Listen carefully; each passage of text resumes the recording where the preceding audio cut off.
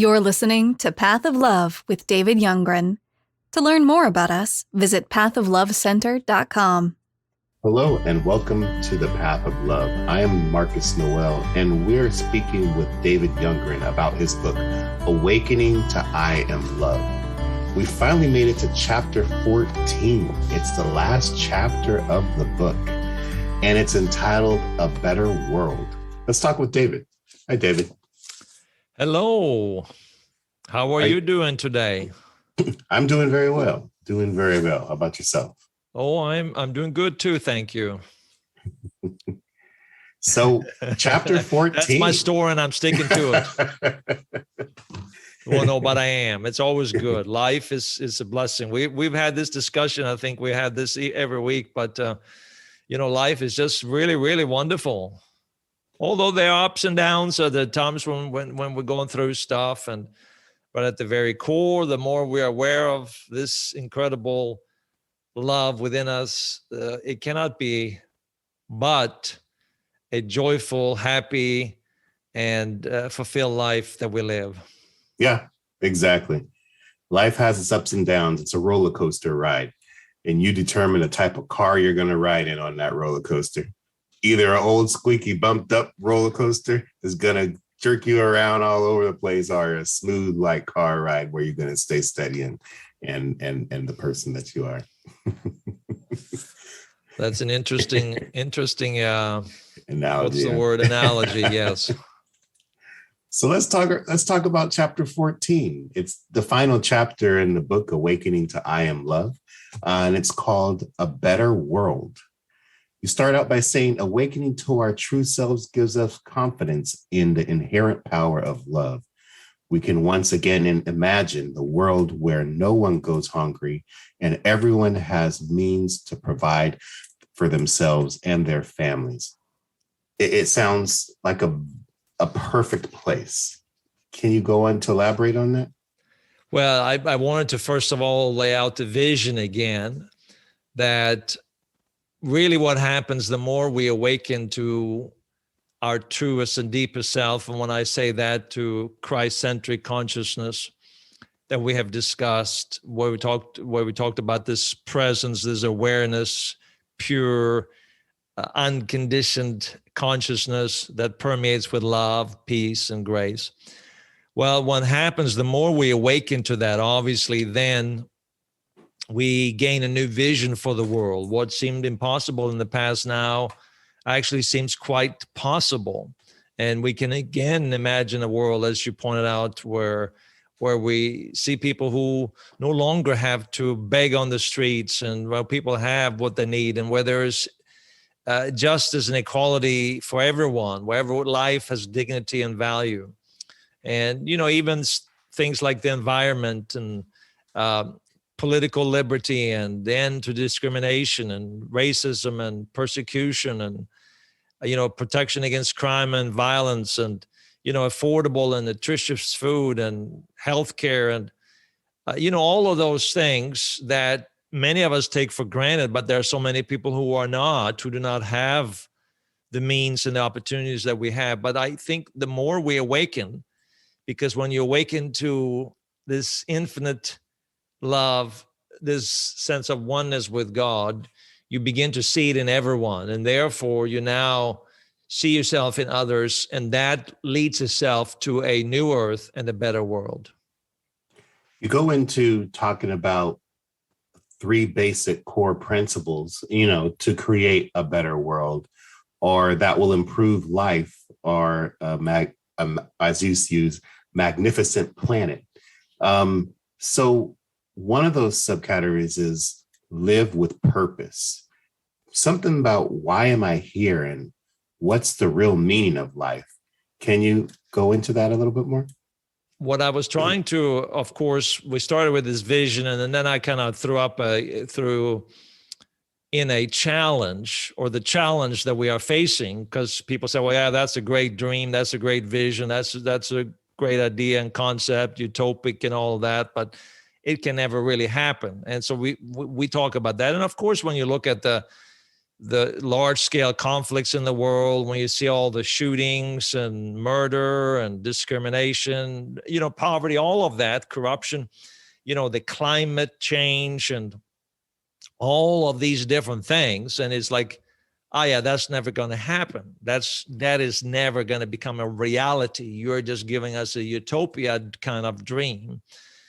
But what I was trying to communicate, I laid out 3 basic core principles that I believe will be the essence or the foundation for seeing this new earth, a better world.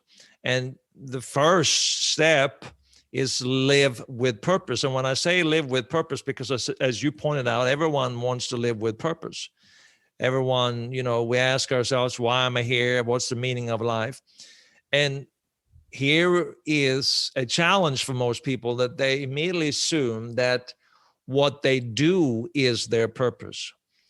But doing is a function, and that will vary from person to person, but it also varies throughout our life. For example, when we were children, we had a different role.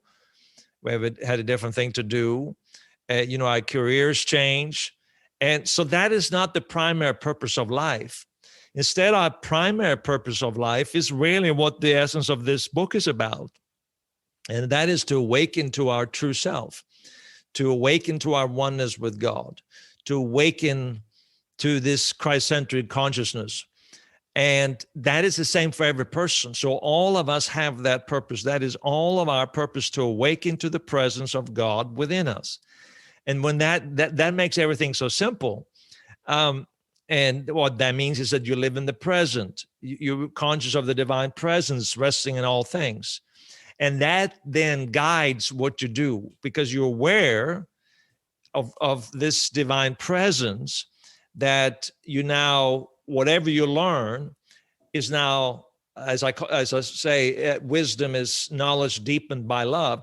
Now you will have wisdom to use the knowledge, everything you've gained, because you are conscious of your union with God. And out of that union with God now flows all that you do. In other words, and here is really what I'm saying, you don't start, and the purpose is never something you do. It is not about doing, but it's about being. Once you awaken to who you are at the very core, that is your real purpose. And for most people, that might take a lifetime. And most people probably will never even awaken to it. But that is the ultimate goal and purpose for each and every one of us, that we would awaken to our true self, our union with God, our union with one another.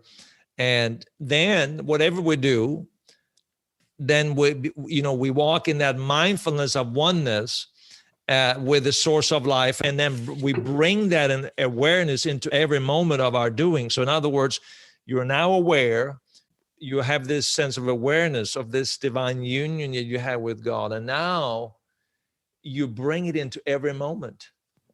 So even this moment and throughout your day, you bring it into every moment of your life. In other words, you always remain present. You're always aware of the presence. And now you bring that to whatever you're doing. Yeah, you stated when you're aware of Christ in you and you see Christ in everything, identify with everything as Christ, the objective for your human existence is revealed. So you start to see Christ, or you start to see in everything that you see Christ in everything that you do and everything that you are.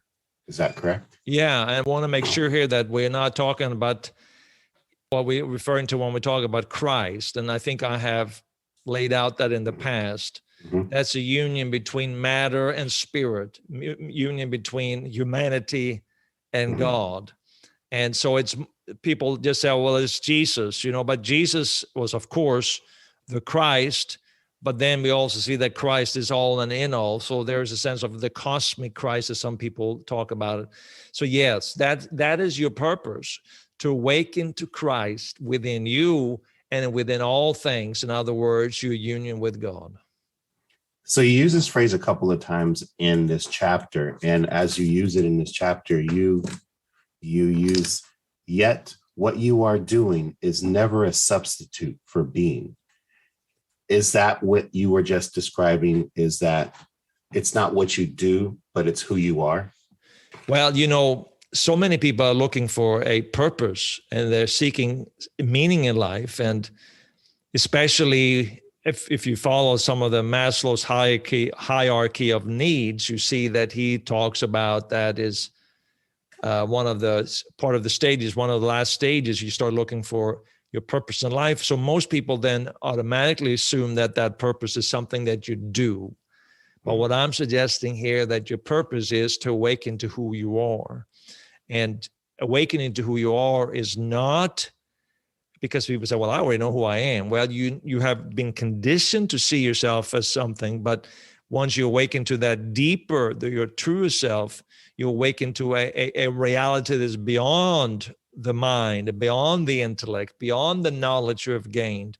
And now you awaken to that sense of presence, that awareness. And it's so hard to explain because many people may never have experienced that. But I think people who have had at least a taste of it know what I'm referring to here, that you become aware of this presence that permeates with love. And that is ultimately your purpose in life.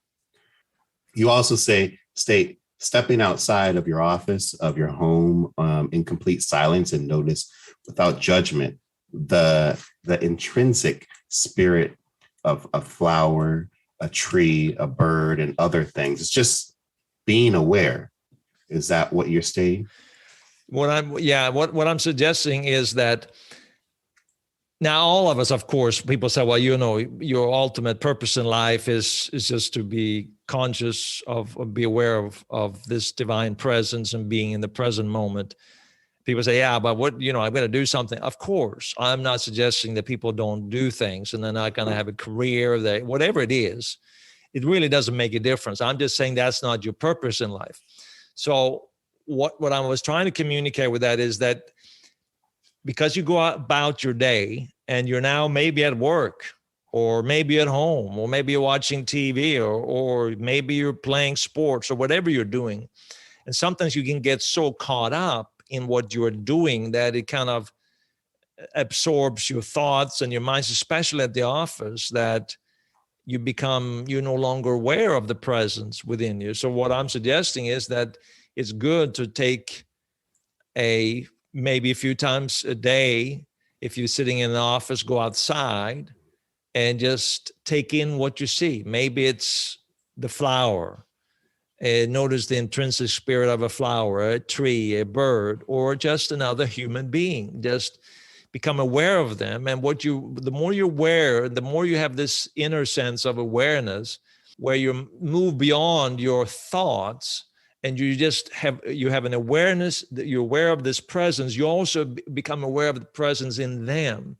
And it really frees you in so many ways. It's so healing for you. It keeps you aware. It keeps you attached to your purpose. It also gives you wisdom, and I'll go into that a little bit later on, but it gives you wisdom even in your work, so that your doing actually then comes from a place of rest, from a place of not like stress, hard work, but from an inner place of rest.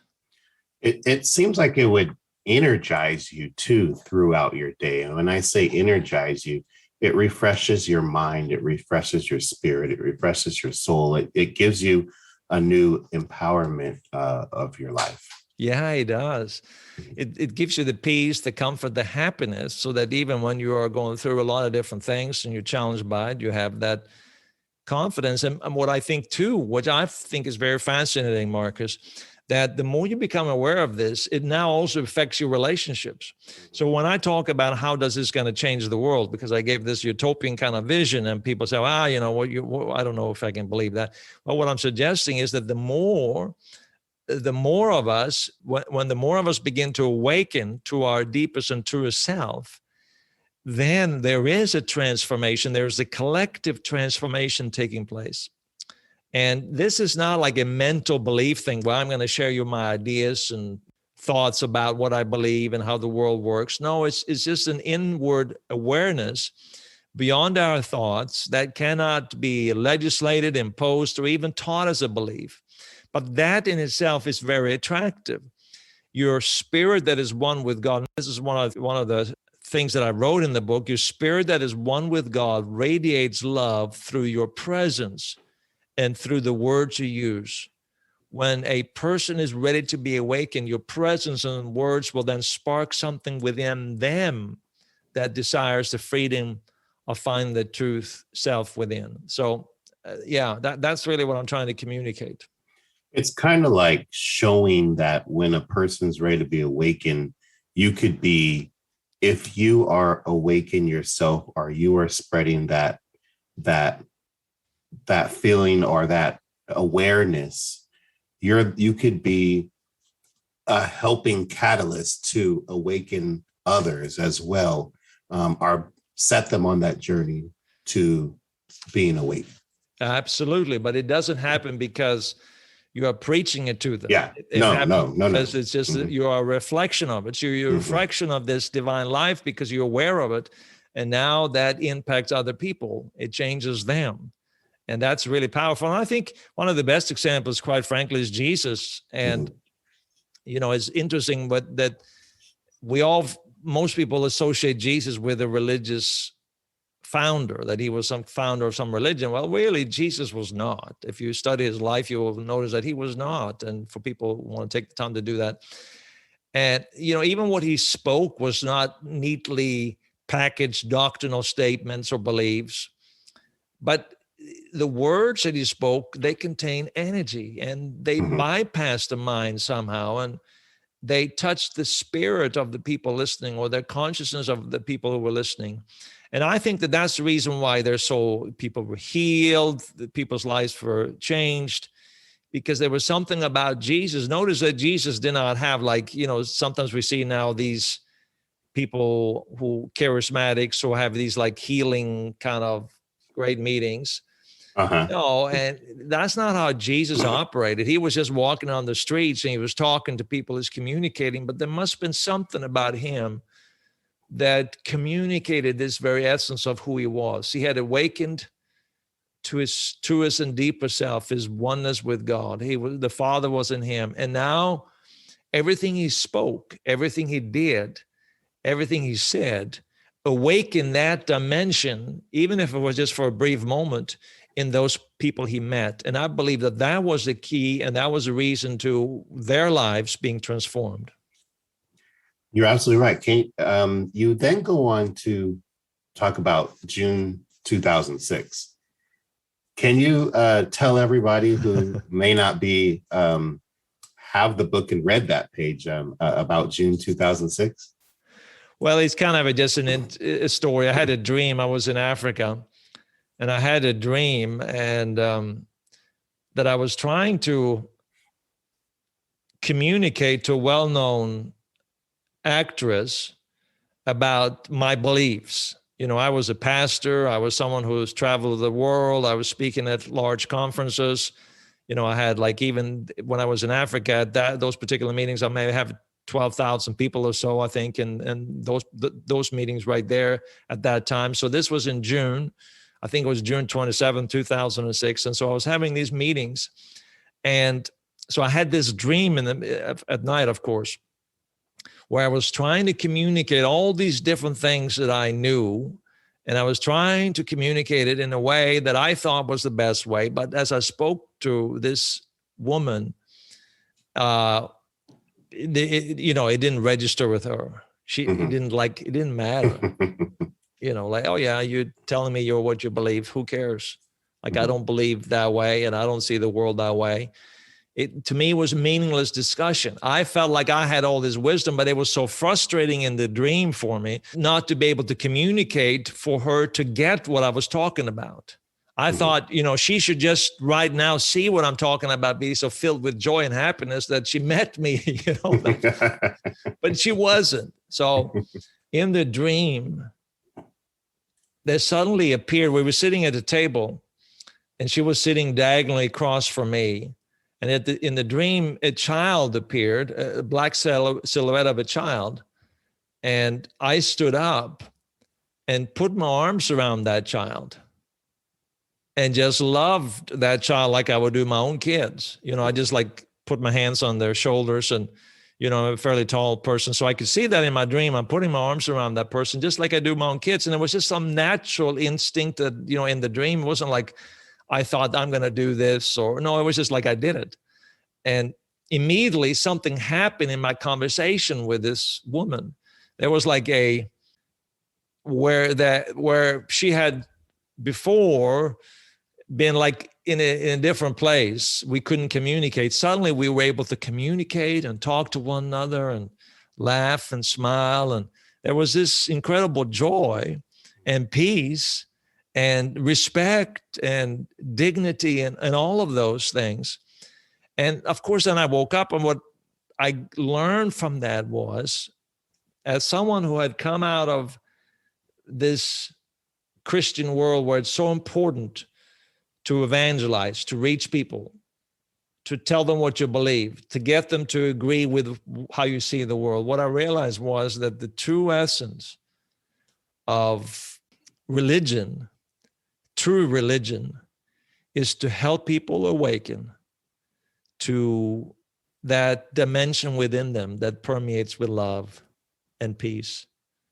And everything else is just man-made ideology that often is rooted in the ego. In fact, almost always is rooted in the ego. Well, I know you don't mention the actress in there in your dream, but, as you're reading a book, you imagine, certain people and certain things. My imagination is Angelina Jolie, but I mean, just being said, that's the person that pops in my head when you talk about listen, this. I don't know if that says something about you rather than about the book, but yeah. I can tell you this, that it was not her. It was not her. So I hate to disappoint you there. All right. Well, I better start thinking about other actresses in here too. Great conversation. Maybe we'll have to edit that part out. Well, I mean, I was thinking, she's a great person to talk to, and she's kind of on the side of, loving to have communication. Yeah, no, I agree with you there. I agree with you completely there. But that wasn't the person.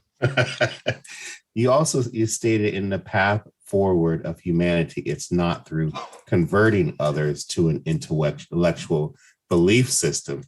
You just stated before that it's finding that common love within them that allows them to be able to awaken to that love and express themselves to you on the same level or in that same realm and zone that you are in.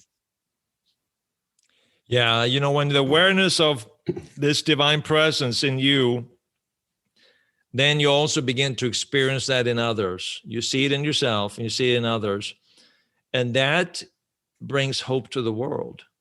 That brings friendships, that deepens friendships, that deepen our love for other people. Mm-hmm. And ultimately it will lead to less conflict. And that's the beauty of it. And that's why I say that is our true purpose, to awaken. It's not what we do. Doing is important. And that's your mission, perhaps. You can call it mission. That's your role. That's your function. But your purpose in life is to awaken to this divine presence. And everything now flows out of that state of being. Well, let's move into finding your mission. You talk about finding your mission, and while everyone doesn't share the same purpose, all of us have unique functions. So how do people find that mission and stay true to themselves? Perhaps I can preface this by suggesting why it's important that we first awaken, that we find our purpose by awakening. Because if we don't awaken, everything that we do stems from the egoic mind. Before we awaken to our true self, our pursuits are generally rooted in the ego. You can see this. You people say, well, I don't know about that in me, but you think about it. Even as children, we're encouraged to have dreams about what we want to do and what kind of career and lifestyle we want. But here is a challenge. Often expectations are placed upon us. For example, a parent or somebody may project onto us an image of what they want us to do. It could be a clergy, it could be a teacher, or, they project an image of what they want us to do. And then the fear of the ego then in them may actually try to mold us into doing what they would have liked to do, always would have liked to become. So as a parent, we have to be incredibly careful that we don't project our own wishes onto our kids because we didn't succeed in those areas. For example, we want them to be, famous basketball player because we were not, And that can be very dangerous because that can lead to a lot of frustration in the person's life. Or sometimes people pursue a career because they get the accolades, they get the honor, they get their acceptance. It meets their egoic needs. The egoic mind craves acceptance, love, security. And so you start looking for careers is going to give you that. Or for many people, it's just that it's a way to survive or support your life. But what I'm trying to present here is that when you truly awaken to yourself, your natural role or function will emerge from within you. In other words, you think about it this way. If we truly believe that God is in all things, mm-hmm. and that our spirit, if we truly believe that that we're one with God, then we have access to the infinite wisdom of the universe. And the universe knows what each and every one of us should do with our gifts and abilities. Mm-hmm. It also knows that when you do those things that emerges from within, you will always be content. There's be a sense of contentment, and you may not always have a great time, but overall, you will just know that you're in the right place. You're supposed to do this at this particular time. But whatever it is, it doesn't really matter what it is. And I think that that's important to establish when we talk about the role and function that each of us may have. It's kind of like a person saying, if you do something you love, you never work a day in your life. And even it doesn't have, like you're saying, it doesn't have to relate to a job. It can relate to being a conversational person with people, or interact with people, or the kindness, that gift of kindness that you have, and you're able to relate with others. Things along those lines. Is that what you're speaking of? Obviously, your career, what you do, are all important. But what I'm trying to suggest is that what is important is that your purpose, remember that your purpose, mm-hmm. Your purpose is to awaken, to be aware of the divine presence within you, that your purpose shines through your function, shines through your role, shines through your career, or whatever you do, through you as a father, as a husband, as a wife, as a child, as a grandparent, as a friend, that is what's really important. So really what you do is not as important as allowing that to shine through whatever it is that you do.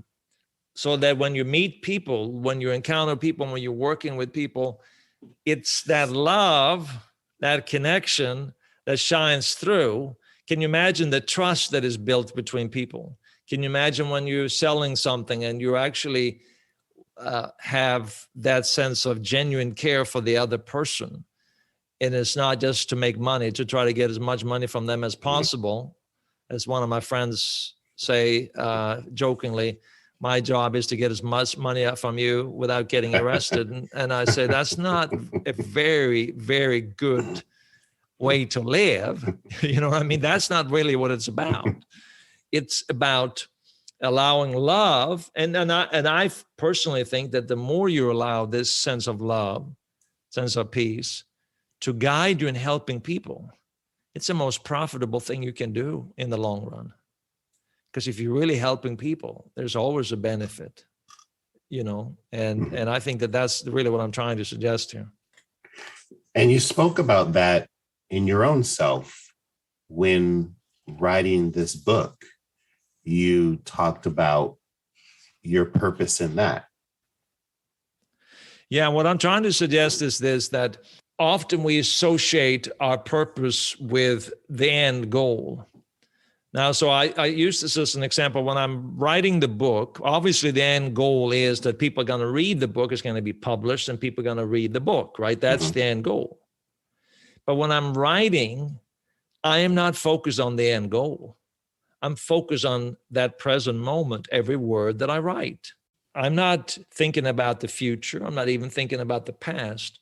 I'm allowing myself to be a vessel of love to others. So every word that I write, I'm always present. I'm always aware. And that awareness is what leads to the next moment. So one moment leads to the next moment, and every moment I'm aware of that moment. And in that moment, I'm always aware of presence. So I'm not thinking about the future. I'm not thinking about what this is going to get me and what's going to happen, because I don't know. That's not really that important. Of course, once I finish writing the book, well, then I can focus on how do I share this. But even right now, I'm with you here and I'm talking about this book in the last chapter 14. That's really what I'm focused on. I'm just here at this moment. I'm not thinking about tomorrow or some other day or an hour. I'm just focused on this very moment. And for me, this very moment is always to allow this awareness of this presence to shine through my words, so that the people who are ready for them, it will energize them. It will charge them up. It will cause them to seek within for that same awareness, to go deeper inside and find within them this presence of God that is ultimately the key to joy, peace, love, happiness, and all those things. And it's not what you do again, and I'm repeating that because you repeated it again in here. It's what you do then is never as important as who you are, because your doing follows your being. It's pretty much repeating what you said is what you do is not who you are. Let me ask this question. When you're in a place of awareness and you're attuned to the infinite wisdom of God, which gives you you say the grace to do more than you ever thought possible. How does your mind and your awareness coexist in that realm? Well, what I'm trying to suggest is that your mind, will be remodeled by your awakened consciousness. And when that happens, you're no longer restricted by the nagging voice of the ego or the nagging voice of fear, the ego's unconscious storyline of I'm not enough, which then limits our potential. You think about that, and I think this is really from the beginning. Fear always makes us insecure about whether we are not enough or not. But when you truly awaken, then you awaken to this realization of love, and that breaks the limitation that fear has produced in your mind. So if you think of love casts out all fear, that fear is the cause of the limitations in your mind. And now, once you're really aware of love, your limitations that the mind has produced, they are also gone. So even science is confirming this. It's interesting. I read this, and that science is discovering that the brain is inherently wired for love, and that the egoic mindset puts your mind out of sync with your wired for love design, and thus damaging both your brain and body. This interesting quote that I included in the book, New Science, suggests that few of us know our true limits, and adds the vast majority of us have not even come close to tapping what scientists call our unactualized potential. Why is that? Because as long as we're trapped with this egoic mindset, we always feel inadequate. We feel like we don't have the potential. But the more we are awakened to this Christ-centric consciousness, where you begin to see Christ in all, then you now are attuned to the wisdom of the universe, and now there are no more limits. Does that make sense? It does. So your brain's default setting is actually to be attuned to love, and fear damages your brain. So I think I put here, and I think this is a fairly accurate quote. So if your brain's default setting is to be attuned to love and fear damages your brain, the obvious conclusion is that being awakened to your true self boosts your emotional well-being and intelligence and enhances your ability to innovate. And that's really what I was trying to communicate there. So basically, our minds and people throughout their life don't even tap into a portion of what they're capable of due to fear disrupting their mind. Due to the restrictions of the egoic mind and due to fear, as you said, it will damage your brain. It will slow your brain down. It will limit your intelligence. It will limit the possibilities that open up to you. Well, I know personally in my life, I have been afraid to take steps out or step out on doing things in life that everyone else tells me I can do, or you can take this, you can go there, you can do that, and those types of things, because of fear and because you're afraid of not knowing if you're going to be successful or not knowing of that. And yeah, I've seen damage in my life just by feeding into the fear that has taken over my mind in certain things. You know, the beautiful thing is, because you raised a very interesting point, that when fear limits us, it prevents us from acting, it prevents us from taking action, it prevents us from doing stuff. But here's the amazing thing. I mean, you can step out and still fail. Mm-hmm. Just because you're attuned doesn't mean you're never going to have any problems. Never doesn't mean you're never going to have any storms around you. It just means that they won't affect you. They won't affect you and they won't damage your sense of self, because your sense of self is not attached to what you do. Your sense of self is attached to that infinite presence within you that permeates with love. So there is a sense of graciousness, kindness, and peace. So even when things don't work out, it's okay. And I often thought about, there's some of the things that I do, and I go back to what my life used to be like and how I've seen so much changes in the last number of years, and things that I do, even financially. I find that I'm not stressed if something happens in one day that is negative. I always think, no, it's okay. It's okay. Next day will be good. And so it's very helpful to live this way. It seems like it gives you a peace, and a peace that you probably don't understand in an egoic mind why you would have that peace just looking on the outside in. But it gives you a peace that's amazing. Yeah, no, it's true. There's a sense of rest and peace. You're absolutely right. Yeah. You move on to talk about serving the underprivileged. And you have love's wisdom is uniquely different. And weakness is actually a strength, because it makes us come to the end of the ego and accept unconditional love. You talk about weakness being a strength. I know you said that in the chapter 13 as well, but can you elaborate more on that? Because weakness is when you truly come to a place where you accept grace. And this is really what the story of Jesus is so compelling to us, that Jesus was utterly vulnerable on that cross. I mean, the anguish and the despair he must have felt.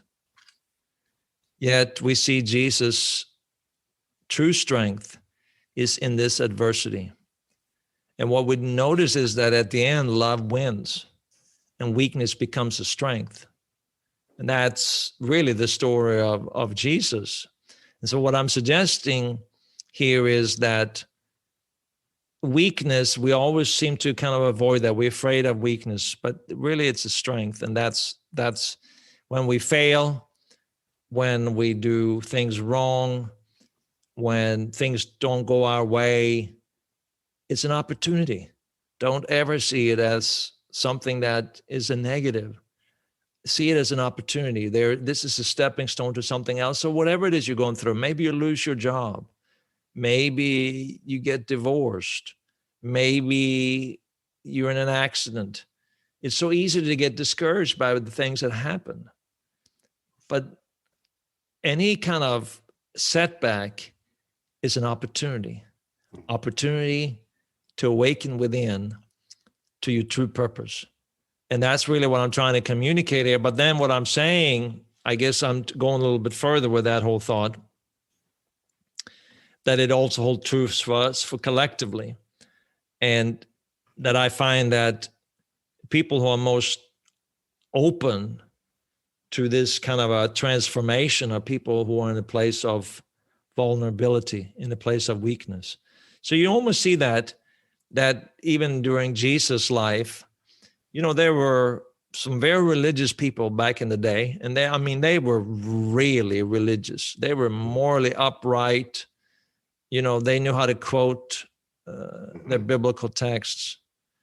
But Jesus was very harsh toward them because they knew it all. They trusted their egoic mind. And instead, he was this incredibly merciful and compassionate and forgiving toward, for example, the adulterous woman, toward the tax collector who had cheated everybody on their taxes. You can imagine what we would feel about them today. Who stole money for the personal gain. There would be an endless number of comments on Facebook. Yes. If that happened today. But Jesus was kind to them. And I always think that ultimately this kind of a life that we now are enjoying, this kind of life that we have received when we become aware, doesn't mean we become cheaters, doesn't mean that we become people who steal from others. That's not what I'm suggesting to you. But what I'm suggesting to you, it is at those low moments when we actually recognize what the mess we have created for ourselves, that those low moments can actually help us in coming to that point of awareness within, where we're aware of this presence of God that is very healing and forgiving.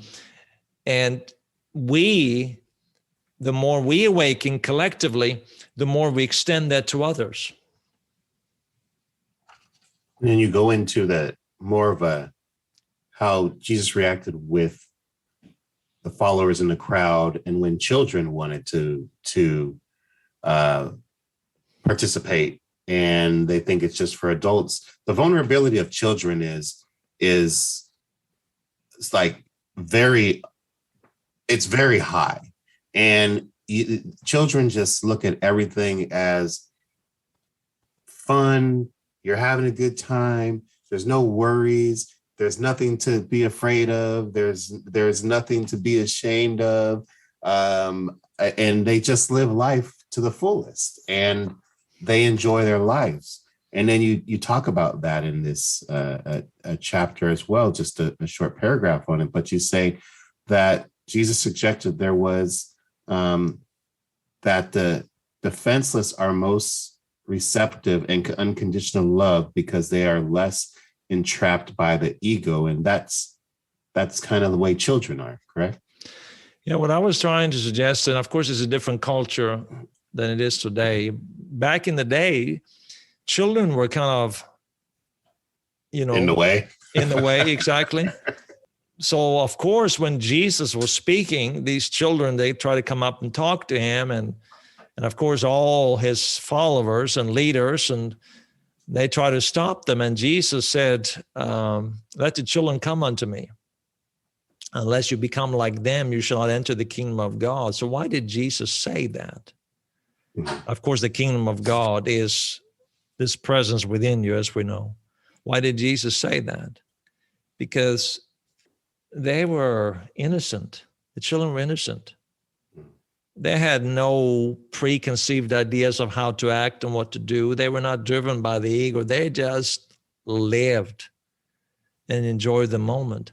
And so what I'm trying to suggest, and I think this is, I don't know if I'm making a good connection here, but that we are just like Jesus to be beacons of light of unconditional love to the most vulnerable among us, because they are the ones who are ready to receive. A person who's hyped in religiosity or in their sense of accomplishments and pride are not going to be open to this. They have it all figured out. But when the person is really needy, when the person is feeling weak, they are ready to receive unconditional love. So that's what I mean by this whole thing, that everything that we do ought to be to serve people like that, to serve the people who are in a place of vulnerability and weakness. And you go into speaking about one of the documentaries you were part of called Africa Sang Me a Song. And when you went to the African village and you were compassionate with some AIDS orphans in Africa. Can you explain about that? Well, I was trying to make the point that once I had this encounter with divine love in 2006, I also had this desire. It happened within a number of months. I became more compassionate toward children who were in need. I remember being in Africa and hearing about how children with AIDS, how they were being raped. And that's how many of them got AIDS, by the way. Children were being raped. It was just horrible, the stories that I heard. And I felt such compassion for these children. So we went to Africa and I said, I want to find out more. And we decided to make this documentary called Africa Sing Me a Song. I remember we're standing on the street corner one day. I was saying, where are the children? I want to see some of these children. Suddenly these two children came up. Maybe, I don't know if they were 8 and 6 or something like that. Juma and Aruna, and they were covered in dust. They were bare feet, and they were begging for money. And we asked them, do they go to school? Well, they said no. And then we asked them, where do they live? So they took us to the place where they live. And it was just, it was not a home. It was actually just like a foundation of a house that had no roof, that the walls were maybe like 2 feet high. And inside, it was actually backing onto a bar. So people in the bar would actually throw the bottles into this area. So there was broken glass everywhere. And so there they walked into their place. They said, this is where we sleep. So they walked in, they said, this is where we sleep. And they walked their bare feet on this broken glass. And obviously they seemed to be okay. So I didn't know what to do. We gave them some stuff. And then few months later, I decided to return. And we then said, we're going to help you out so that you never have to beg like this again. Mm-hmm. We built them a home. We built them a home. And now one of the kids, Juma, he's now going to university. And wow. He's now going into his 3rd year of university. And we paid for his university education. Mm-hmm. But it's so wonderful to see. And, he said to me that, and he writes me all the time. He calls me dad, because I guess I've been like a father, not a very good one because I'm so far away, but he, through Facebook, he communicates with me all the time. And so he tells me what's going on. He sent me just a few days ago, he sent me his report card for the last semester and, how well he's doing. I'm thinking, yeah, you're doing really well. So he's taking business. And the whole purpose of it is I said to him, I want to help you because you're going to help others. I know that's who you are. And he says, yeah, that's why I want to do it. I want to help my family. I want to help the other kids in these homes because that's what life is about. And when we catch this, that we are love, and this is what I try to communicate with the book, I am love. I'm a conduit of love. And that means that I serve people. I serve those who are weak because that's who we are. We are where the world is. We heard the song many, many years ago. Mm-hmm. And we are one. And when we care for one another, and we can't care for everybody, but we find people that we can care for, that we can love, that we can take care of, and we can bless. It helps us. It strengthens us. It makes the world a better place. So through this book, and not just chapter 14, but through all 14 chapters, what would be some of the words of encouragement, or what you would like your listeners to get out of your listeners, your readers, the people who have just found the book for the first time, or even people who have maybe read some of your other books, or maybe have been invited to this book? What would you like them to really get from reading Awakening to I Am Love? Well, I think that the main lesson, I wouldn't even call it the lesson perhaps, but what I would hope is that they would sense that there is hope for them. That when you awaken to your deepest and truest self, your oneness with God, it transforms not only yourself, but the way you perceive and treat others. As you begin to identify with humanity in others, the line between what is in here and what is out there becomes indistinct.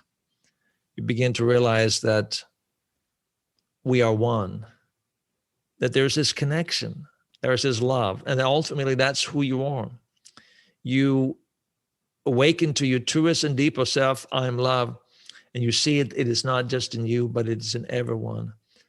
And that's really what I'm hoping that people will get out of this, that there will be they will see it as a guide to help them get to that point when they are awakened and to the realization that I am love. So Marcus, I say to you, you are love. That's your true identity. And the more you're aware of that, the more your world will be transformed, and the more the world around you will be transformed. And that goes for all of us. Well, I